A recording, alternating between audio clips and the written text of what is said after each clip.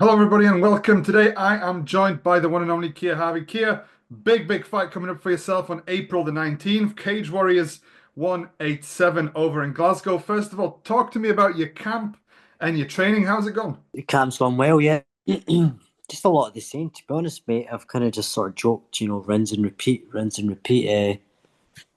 Nothing needed changed, so nothing really has been changed. And to be honest, at this point, Thursday night, camp's really done. It's all done. All the boxes are ticked. All my paperwork's done. Medical's done. Everything is done at this point, man. And it went well. It went as how it should have been. How it was planned to go. That's what we like to hear. Your opponent, he's got an impressive, 8-0 record, but I guess it depends who you fight as well. It's his first proper Cage Warriors event. I know he competed at Cage Warriors Italy, but just overall, what do you make of your opponent? Well, you said it there yourself, mate.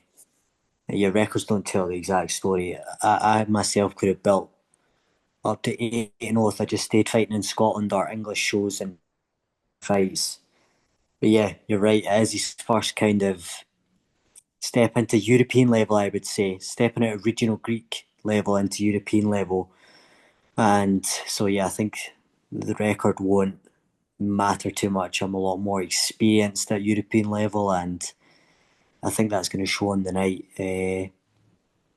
As far as like his skills, I don't know. There's not a whole lot to watch on him. It doesn't seem to be super, you know, dangerous or very a stylistic threat. I wouldn't say he's not tall, long, or super jacked and powerful. He just seems to be a kind of similar built lad to me, just less experienced and less tested. So in that regard of things, I'm very confident.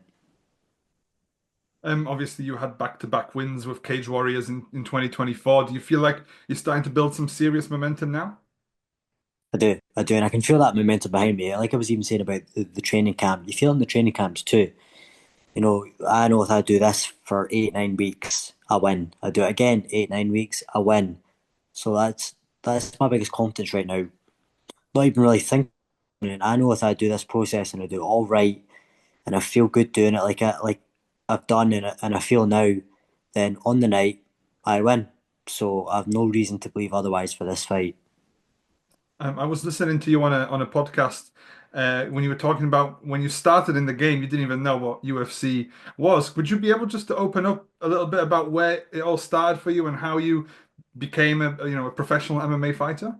I swear to God, mate, I literally didn't. I'd done my first couple of MMA sessions. I did not even know what the UFC was. The first kind of thing I got exposed to was the Ultimate Fighter. In fact, when John Jones was on with Chael Sonnen, Uriah Hall knocked the guy out with a spin kick. That's the first part of like UFC content I'd ever seen. And yeah, we all thought it was fun, just to kind of spar with each other and just young lads messing around and started at a club. And yeah, because I dabbled in other sports, I played a bit of rugby, never really took to football. There was things I dabbled in I never really felt passionate about, so I never kept going back to.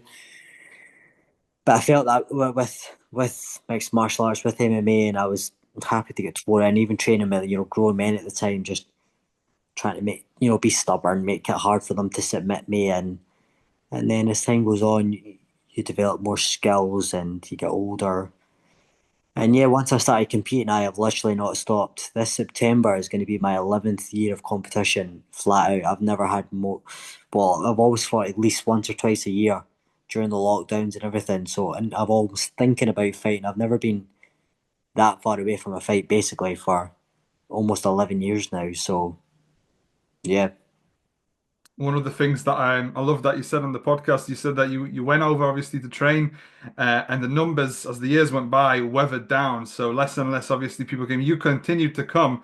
I guess that consistency, that's kind of a bit of life advice, isn't it? Once you're consistent at something, you can reach a very high level, can't you? Literally, mate, it applies to anything in life, any other sports, business. I mean, yeah, you keep trying, you keep showing up, you keep putting the work in, you're going to get results out of it. And MMA is just another metaphor for that. And you can apply that way of thinking, that mindset to other things in your life.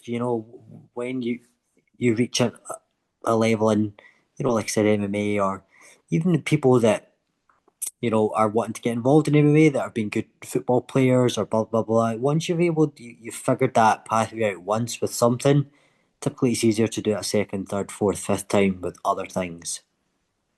Are you still with higher level martial arts?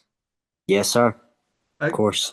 I just really wanted to ask because there's some big names, big characters in that Yeah. gym. Any good stories, any good interactions that you've had recently? Hmm. It's funny, because yeah, there is big names, big characters, big pro fighters, but we are kind of not split up to it. But like, I tend to train a lot with a lot of the young amateurs because it's kind of weight class dependent. There's more experience, bigger lightweights, welterweights, and that. But I don't really tend to train too much with them, so I wouldn't say any funny stories, but just there's a solid little crew of amateur guys and some other pro guys that I work with. A boy Aaron Oliphant, top amateur. Connor Nicholson, it's like my main training partner. I would say if Connor's in and I'm in, we pair up. He's doing really well as an amateur right now on the scene. Stephen Clancy, yeah, just these are the boys I'm mixing with, not the likes of like a Paul Craig or a Stevie Ray, the bigger names. I'm working week in, week out with these younger amateurs, these young guys who are younger in the game and are pushing me for sure. They want to push on to the points that I'm now getting to. I mean, professional MMA is no easy career path to go down. What's the motivation? What gets you up in the morning to train? For weeks and months before fights. What's the motivation? I have a goal, mate. I have a goal and I'm working towards a goal. I want to be in the UFC. And this year I believe I will be in the UFC. And devoid of that, it's the lifestyle, it's the challenges. Like I said, it's achieving goals, even just I feel like in a training camp, I'm becoming the best version of myself, and I'm happy with that. But ultimately, the goal is to get to the UFC, and I feel I'm closer now than ever, and there's no reason why I can't be into the UFC this year. So that is the big goal that's I'm more zoned into at this point, getting to the UFC, mate. No, that's terrific. That's terrific. I love stories like that. And you said potentially you think it's possible to even get to the UFC this year. How do you see that playing out? Do you see perhaps a couple more Cage Warriors fights or something like that on the way there? We'll see. Well, definitely this one, a big clean win here, a good finish could get me called into the contender series this year. I know it's starting in August, running through to October, so even squeeze another one in would be fine with that. But we'll definitely be reaching out after this fight, after a clean win here, and then to be honest with you, I will just look to get another one in. I'll pull out of a fight if I need to. So I'm just wanting to keep active, keep busy, keep racking them up. I guess 5 wins in a row is better than 4 wins in a row, and just keep going at that. And the UFC are in the UK often now, probably usually once, twice a year at least. So yeah, I just keep doing my thing, building these wins, getting some finishes, and yeah, let my manager do the talking behind the scenes. That's all you need nowadays, mate. That is it. That's brilliant. Just the last couple of bits now. I know it's UFC 314 coming up. I just wondered if I could get your take on a couple of the fights. So, Okay. for instance, Volkanovski against Lopez. That seems like a big main event. Yeah, man. It's hard, eh? It's going to go one of two ways. It's going to be vintage Volkanovski, and he's going to get that belt back. Because Volkanovski, of 2, 3 years ago, I believe, would beat Diogo Lopez, or it's just going to be the young, rising guy knocking Volkov winning the belt, which unfortunately tends to happen more often than not in MMA.